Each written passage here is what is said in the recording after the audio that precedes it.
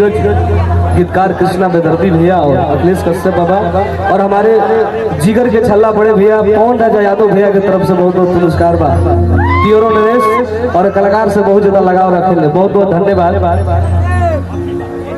भाई। हेलो अरे की होई बिहारी रानाधार हो आयु पीछे दादूडी महिला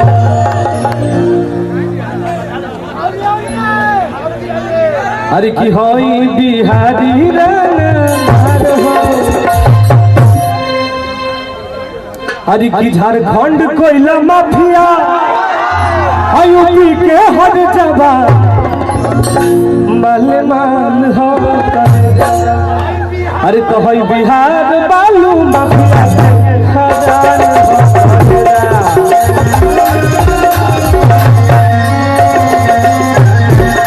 है बिहार बालू माफिया के खजान हो